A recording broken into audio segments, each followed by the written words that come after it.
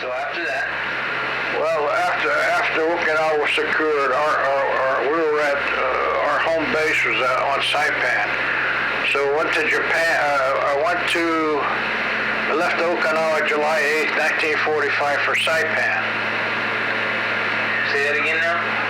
We left Okinawa July 8th, 1945. Well, you gotta talk about Okinawa though, about what you guys did there. You didn't really give me any details on Okinawa. Well, I told you about the cave and the money. Right. Well, I think I need that again. Yeah, you were telling me about. You gotta tell me again about. You were going to the island. There were ships as far as your eye could see, and you guys hit the typhoon. And you had to talk about that all again. Well, we talked about the typhoon, the ship that I was on with the bow all ripped open. You need to talk about that again because I didn't get it on tape. Oh, you didn't get it? No. Okay.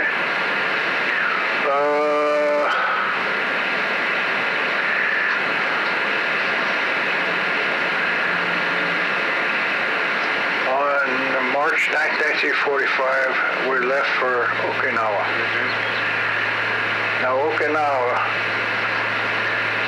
I was on this troop transport ship that this ship had been in a collision somewhere.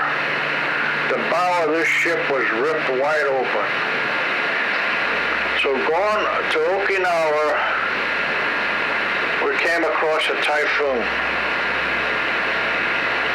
I never been in a typhoon before, so I don't know what it was. Anyway, it was pretty awesome. The wind blowing and the ocean was tossing this ship around like it was a piece of cork. Anyway, we were kind of worried about this ship with the hole in the bow and in a typhoon, and this thing is taking on water. So we asked some of the Navy personnel aboard ship what the hell is going on, if this thing could go down, in the typhoon. They told us the only thing that's holding out that water is a 1/4-inch steel plate behind the bow. That's what's keeping the water out. So if that goes, you guys are gone. He said if that steel plate goes, this ship is going down. Wonderful. Anyway, it turned out all right. The typhoon was over and the ship was okay. So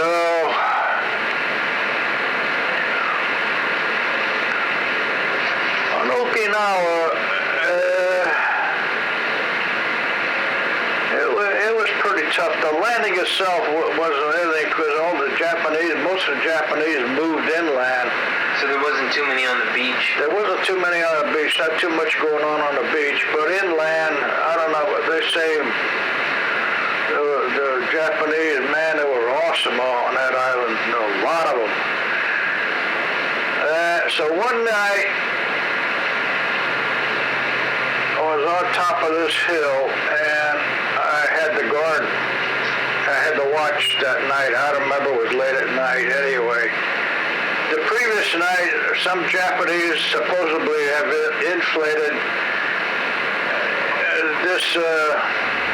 this little hill, and it killed, I don't know, some of our people. So the night I pulled the watch, it was late at night, and I don't know, I had a BAR, a Browning automatic rifle, and I had a full belt of ammo.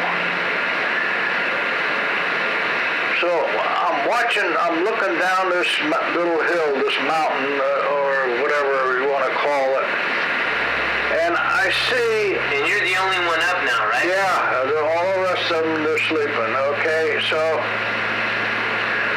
I'm looking down at the end of this hill, and I see two rows of Japanese troops moving. Now, I know they're not Americans because Americans don't move around at night. So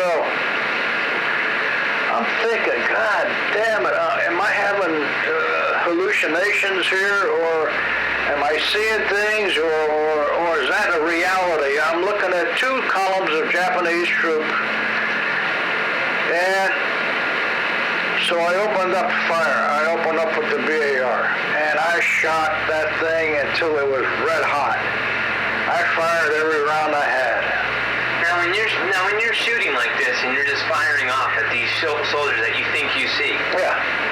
aren't any of your No, they're so exhausted. They just. so they don't even get up and they're not even excited that I try to wake up one guy to verify that, what I was seeing was troops and not hallucinating. Anyway, I couldn't get anybody up.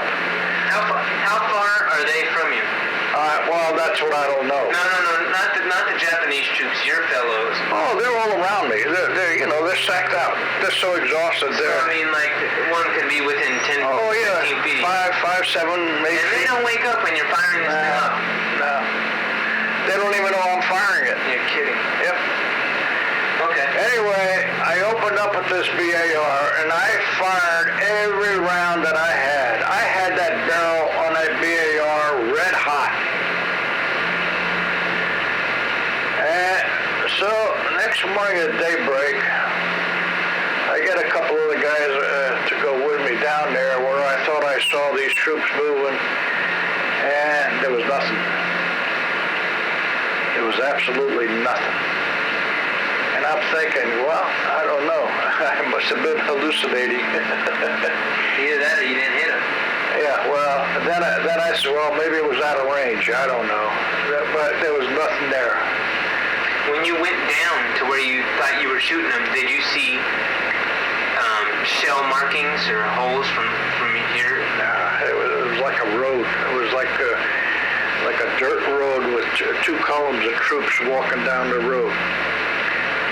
So that was the end of that. I didn't see it. There was nothing there. So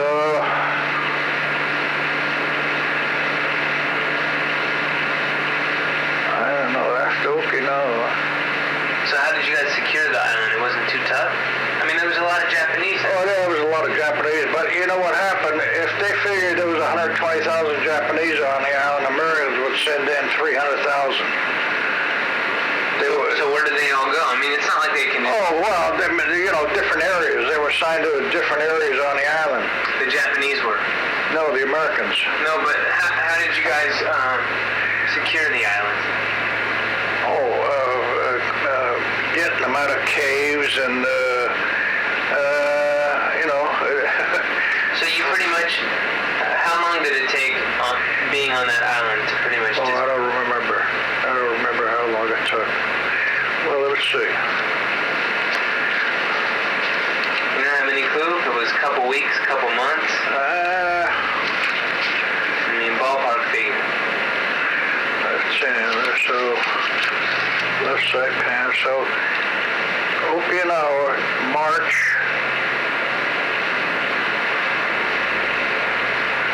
Must have been about a month. About a month? Because, let's see, we left Saipan March 9th for Okinawa. Then we went back to Saipan. No, that doesn't say. So about a month, we'll say. I don't know. I'm not sure about that. Was the fighting pretty heavy on Okinawa? Oh, yeah. A lot of Japanese there. But you had to get them out of caves and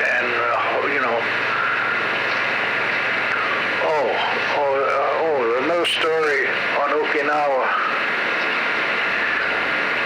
The island was pretty well secured, but we would send out. Did you get the story about the money? No? Well, we got it. I got it on my notes, but we didn't get it on tape. I want you to tell it on tape. Okay. The island of Okinawa was pretty well secured. Okay. By Japanese or you? No, by Americans. Okay. It was more or less an American hand. Okay. But we would send out 2-man patrols just to, try to find try to get the diehards to give up. Anyway. Stragglers, right? Yeah. Okay. Myself and this other Marine went out this day, and we're walking along, and we across this mountain, and there's a huge cave carved out of this rock. I mean, this cave went both ways, probably 25, 30 feet. From the ground to the ceiling was probably about 7 feet. And this thing was dug out of solid rock. So we entered this cave, and we're standing there at the entrance, and I'm looking around, and I don't see any movement. We're looking in both directions, so the other Marine tells me, so what are we going to do? I said, well, you go down that way, and I'll go down this way and see if there's anybody in here. So he goes one way, and I go the other way, okay? I come to the end of this cave, and I see some clothing laying around and I guess plates, but they must have been eaten out of plates or something. Anyway, I see these 2 suitcases laying there. And I says, God damn, what the hell? So I moved one of them with the end of the rifle, and I thought maybe I'd been booby-trapped or something. Anyway, it was okay. So I opened it up. I opened the suitcase up, and it's full of Japanese money. Brand new bills. It still had the white wrappers around it. I mean, this thing was beautifully stacked in there, nice and neat. Most of them were full. So I opened the other suitcase, and both of them the same thing. So I called the other Marine over. I says, look at this. Well, what are we going to do? I said, well, shit, you take one and I'll take the other one. So we have backpacks on. So I take out this backpack, and I fill it full of this Japanese money. Brand new 100 yen bills, 100 yen.